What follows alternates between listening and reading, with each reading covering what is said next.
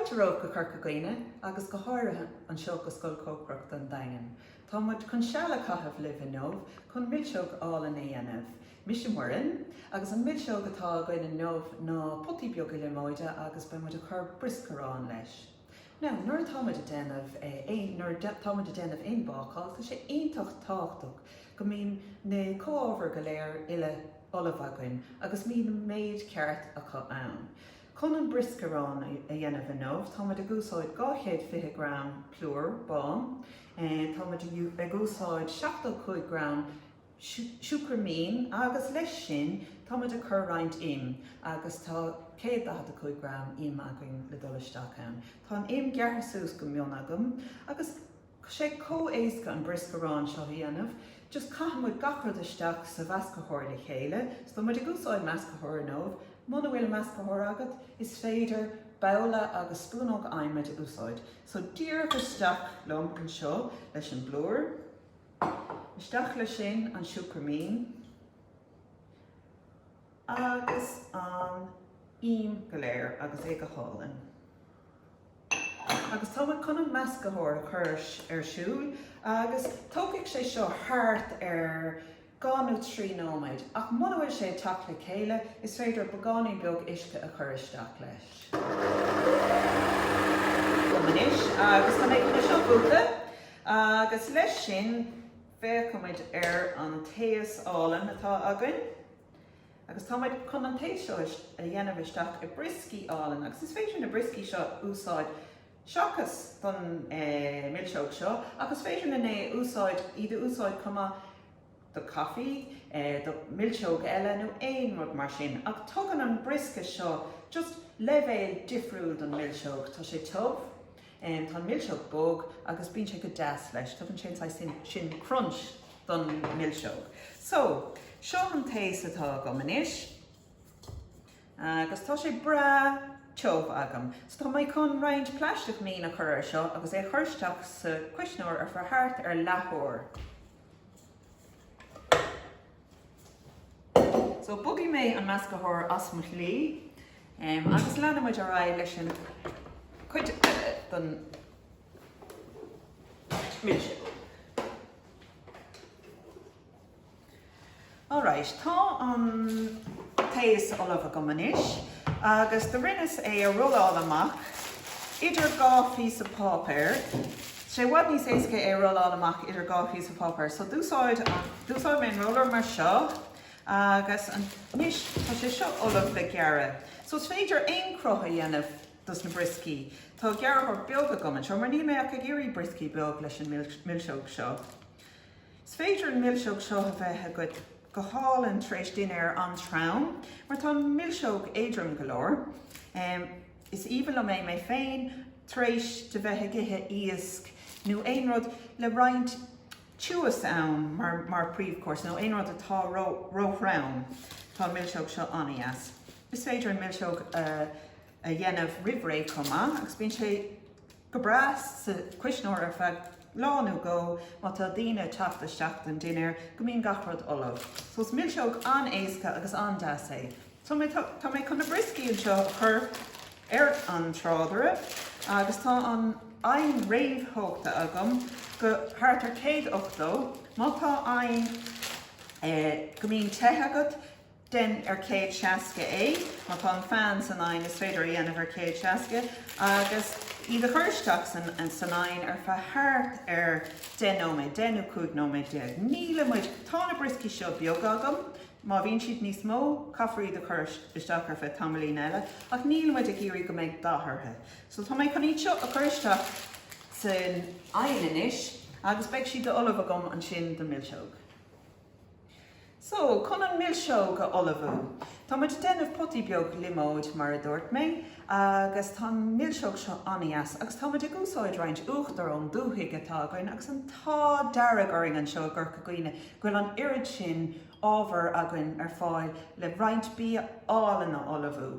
So, chun é seo a dhéanamh, tá an t-uachtar agam, tá roinnt siúcra agam comá, tá 125 gram de siúcra agam, agus tá sú ó 2 líomóid agam. Tá méid tar éis sin a thu hena féin. So tá muid chun an sú agus an siúcra a chuiristeach a buta agus chuirmuid sin ar an tas agus ní tas ró-ard a bheith ann ach támuid ag iarraidh go dtiocfaidh sé chun áid beirithe ach go ciúin beirithe. So tá sé sin ar siúl a bhain inis agus leis sin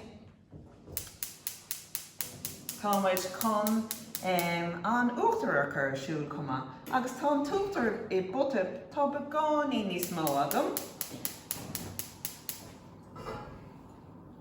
agus 400 millilítir uachtar tá agam agus tógfaidh mé sin chun áid bhfuil beagnach beirithe agam cuma ach níl an tas ró-ard faoi láthair.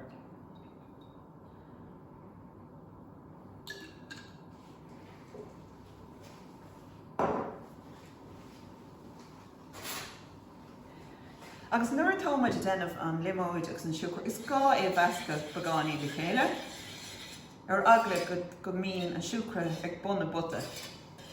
So nuair hagann sé seo chun teasa, tá roinnt Prócaí ullmh agam agus tá mé chun iad a mheascadh le chéile agus iad a chuiristeach na Prócaí sin. Agus na Prócaí atá agam a nómh, ná just Prócaí beaga bána, is féidir aon size Prócaí beaga bána úsáid nó Prócaí glunne nó éonrad mar sin, cumadic siad an mhilseog seo go hálainn. Níl muid ag iarraidh an nómarcha mhilseog chuiristeach ann, is just písín beag do gach duine go mbíonn ag ithe libh nó just í féin. Mhilseog álainn a rís é seo chun bheithe go mátá 6 siút ag baile. Is even an blaise an líomóid agus bíonn sé go hálainn na gcónaí. So, nuair a hagann sé seo chun teasa, tá sé beagnach tá an líomóid agus an siúcra teach chun teasa hena féin. Agus tá sé sin beagnach ullmh le mheascadh leis an uachtar. Nuair a hagann teasa ar uachtar agus nuair a hagann an teasa ar líomóid, déanann sé rudaí a tiúa. Úsáidtear líomóid chun chuiristeach I roinnt sómh uaireanta agus déanann sé an sómh a tiú comá. Nuair nach bhfuil go leor pectin na torthaí, úsáidtear líomóid ina nonad le túas a chur. So beag an mhilseog seo nuair a chuirmuid isteach sa cuisneoir é ar bheith táman airróla sé teomh agus beag sé go hálainn. So nuair atá sé ullmh againn, tá an t-uachtar beagnach réidh hena féin, tá sé teach chun teasa. Tá an líomóid agus an siúcra tréis teach chun teasa, so tá mé chun é sin a bhuacha. Is sais syrup atá á dhéanamh a gcuin an seo. Tá sé really go deas. Có-éasca, mhilseog có-éasca, có-blasta, nach féidir leat é a thorú. Now, tá an t-uachtar tréis teach chun teasa dom comá. Leis sin, tá mé chun an líomóid agus an siúcra a mheascadh isteach leis an t-uachtar. Có-éasca le sin, agus iad a mheascadh le chéile, ní gá iad a mheascadh rómhór.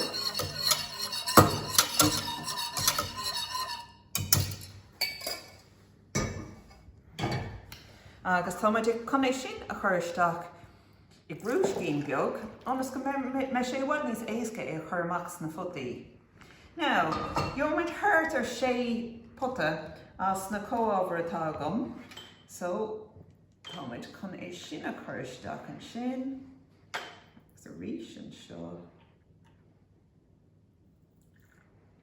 An mhilseog bra álainn tá againn.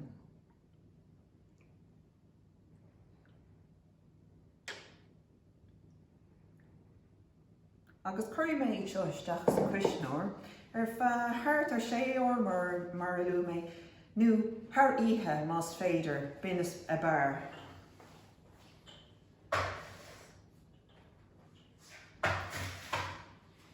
Inis, tá na briscí ullmh agam agus tá siad tréis teacht amach as an álainn. Nuair atá siad ullmh, bíonn iad a ligint chun si ar an cóirt anseo ar feadh tamalainn, agus an sin iad a bhógad go dtí an cóirt seo, anas gur féidir leis an taisis go léir teacht amach os na briscí agus go mbeidh siad deas crua.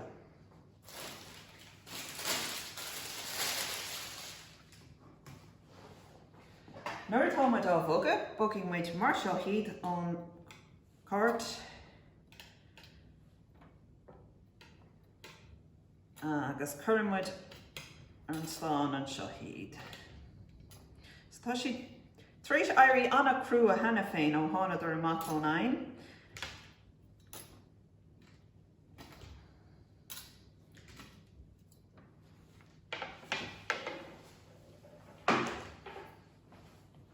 Agus tá roinnt millseoga ulamh go hena féin, so tá muid chun iad a thógant amach ón cuisneoir agus cuireann muid chun bordaí. Seo mar atá siad, tá siad príomhnathe agam, agus tá muid chun iad a chur ar pláta beag le spúnóg beag cuma agus iad go deas le chur chun bord agus gá brisca álainn lo. So tá millseog seo álainn ulamh againn, so Potaí Beaga Líomóid le roinnt briscí álainn deasa. Ban tanna fas.